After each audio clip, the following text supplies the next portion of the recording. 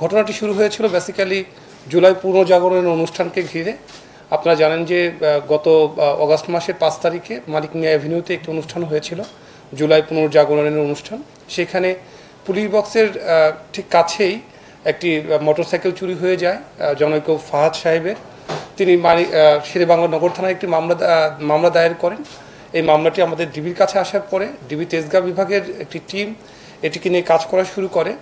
আমরা CC footage থেকে শুরু করে বিভিন্নভাবে আমরা এটাকে ট্রেস করার চেষ্টা করি, কিন্তু বেসিক্যালি হচ্ছে যে যে ব্যক্তি এর সাথে জড়িত, সরাসরি জড়িত, বা যে ব্যক্তিটি খুব স্বল্প সময়ে আমরা যখন সিসি ফুটেজটি দেখেছি যে খুবই স্বল্প সময়ে সে মোটরসাইকেলের কাছে যাচ্ছে, এদিকে ওদিকে তাকাচ্ছে, তারপরে হচ্ছে তার কাছে কিছু মাস্টার কি আছে, সে অভিনব পন্থায় সে হচ্ছে মুহূর্তের মধ্যে সেটাকে স্টার্ট দিয়ে তার মনে হচ্ছে যে সে নিজের মোটরসাইকেলটি নিজে নিয়ে চলে যান। তো আমরা কয়েকদিন ধরে এটাকে নিয়ে কাজ করা শুরু করি। প্রথমে আমরা বিভিন্নভাবে গুগল অ্যাডভান্সের থেকে শুরু করে এই ছবির সাথে মিলে কি না, কোথাও আছে কি না, আমাদের যে সকল তথ্য প্রযুক্তি যে সকল কাজ আছে এই লোকটাকে চেনার চেষ্টা করি। কিন্তু দেখা যায় যে এই লোকটি হচ্ছে ঢাকাতে খুব সম্ভবত ভাসমান একটি ব্যক্তি, এবং আমাদের সেই কাজ নিয়েই আমরা বেসিক্যালি পরে দেখি যে এই লোকটি হচ্ছে বসবাস করে হচ্ছে নরসিংদীর পলাশে, তবে সেখানেও তার বাড়ি না, তার বাড়ি হচ্ছে ঝিনাইদহতে। তিনি একসময় এই চুরচক্রের কিছু সক্রিয় সদস্যদের সাথে থেকে এই মোটরসাইকেল চুরি করতে হয় কিভাবে সেটি তিনি জ্ঞানটিকে রপ্ত করেছেন। তারপর হচ্ছে মাঝখানে 5 বছরের মতো তিনি এই কাজ থেকে তিনি নিজেকে বিরত রেখে অন্যান্য কাজ করেছেন, কখনো গার্মেন্টস শ্রমিক, কখনো নানাবিধ কাজ করেছেন। কিন্তু বিগত 5-6 মাস ধরে তিনি আবার নতুন করে তার পেশায় ফিরে গিয়েছেন, এবং তার কাছে মনে হয়েছে ঢাকার ভিতরে যদি সে কাজ করে তাহলে ঢাকার ভিতরে থেকে সিসি ফুটেজ বা বিভিন্ন মাধ্যমে তাদেরকে শনাক্ত করা খুবই সহজ হয়ে যায়। তার জন্য তিনি যেটা করেছেন, তিনি হচ্ছেন বাসা নিয়েছেন হচ্ছে পলাশের একটি জায়গাতে। সেখান থেকে তিনি গাড়িতে করে চলে আসেন সকালবেলা, এসে ঢাকা শহরে বিভিন্ন স্পটে তিনি ঘোরাঘুরি করেন। যখন যেখানে পায়, যেখানে জনসমাগম বেশি হয় কিংবা মোটরসাইকেল থাকে বা থাকতে পারে, সে সকল জায়গাতে সুযোগ বুঝে তিনি হচ্ছেন মোটরসাইকেলটি খুলেন এবং তাকে এই কাজে প্রত্যক্ষভাবে সাহায্য করেন। তারই এক বন্ধু আছেন, কাম সহযোগী, তার নাম হচ্ছে জাহিদ মাতুব্বর।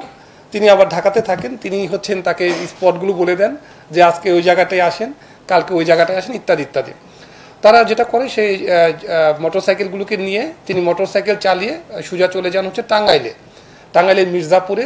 তিনি মির্জাপুরের দীপু মালাকার বলে আরেক ভদ্রলোকের কাছে তিনি এটাকে হ্যান্ডওভার করেন।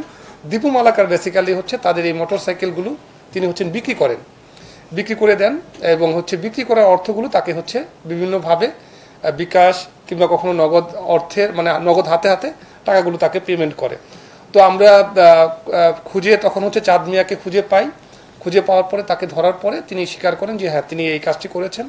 তিনি তারপরে হচ্ছে আমাদেরকে নিয়ে মোহাম্মদপুর থেকে তার যে সহযোগী আছেন জাহিদ মাতুব্বর, তাকে আমরা গ্রেপ্তার করি, এবং জাহিদ মাতুব্বরকে গ্রেপ্তার করার পরে আমরা দীপু মালাকারের কাছে যাই, এবং দীপু মালাকারকে তার দেখানো মতে তার হেফাজত থেকে এবং তিনি যে 2-1 জায়গায় যেখানে নাকি তিনি এগুলোকে দিয়েছেন, সেল করেছেন, তাদের কাছ থেকে আমরা 7টি মোটরসাইকেল একদমই নতুন আমার কাছে মনে হচ্ছে, এবং তারা যখন চিহ্নিত করে ভালো মোটরসাইকেলগুলো তারা নেওয়ার চেষ্টা করে, কারণ সেগুলো আবার বাজারে বিক্রি করা সহজ। তবে বাজারে যখন তারা বিক্রি করে এর দাম কিন্তু অনেক কম।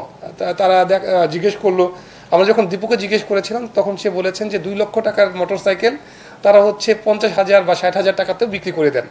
তো এটা একটা হয়তোবা এর জন্য হয়তো অনেক ক্রেতারা এই উৎসাহিত হয়ে থাকে। তো আমরা এই কাজটি করেছি। তবে আমরা এই চুরচক্রকে ধরে আমরা হচ্ছে আরও কাজ করছি, কারণ আমার কাছে মনে হয়েছে যে ঢাকা শহরে হয়তোবা একাধিক চুরচক্র, বিশেষ করে মোটরসাইকেল চুরচক্র সক্রিয় আছে। আমরা প্রত্যেকটাকে এই চক্রটিকে যদি আমরা রিমান্ডে আরও ভালো করে জিজ্ঞাসাবাদ করতে পারি তাহলে হয়তোবা আরও অন্যান্য যে সকল চোরচক্র আছে তাদেরকে আমরা গ্রেপ্তার করতে সক্ষম হব। ওরা আমাদের কাছে বলেছে প্রায়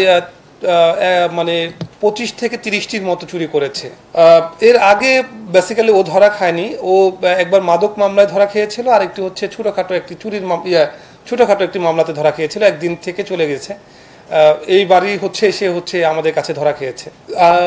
আমার কাছে মনে হয়েছে যে প্রত্যন্ত এলাকাতে হয়তো বা তারা এই পুরো বিষয়টাকে রেজিস্ট্রেশনের যে আওতাভুক্ত করা দরকার, মোটরসাইকেলে যে রেজিস্ট্রেশন করেই যে মোটরসাইকেল চালাতে হবে, আমার কাছে মনে হয় যে প্রত্যন্ত এলাকার লোকজনরা হয়তো বা সেটাকে খুব বেশি আমলে নেয় না, ফলে তারা সস্তা মোটরসাইকেল পাচ্ছে, এটাকে তারা গুরুত্বপূর্ণ মনে করেন বেশি। ফলে এই দীপু মালাকার আমাদের কাছে যেটা বলেছেন, তার কাছে হচ্ছে যারা নাকি স্টুডেন্ট যারা আছে, যারা সস্তায় মোটরসাইকেলটি পেতে চান, কিংবা তারা মনে করেন যে তারা শুধুমাত্র লোকাল এলাকাতেই চালাবেন, কখনো শহরে যাবেন না, এই রেজিস্ট্রেশনটা তারা হয়তো বা ওই সময়টা ওইভাবে করে না।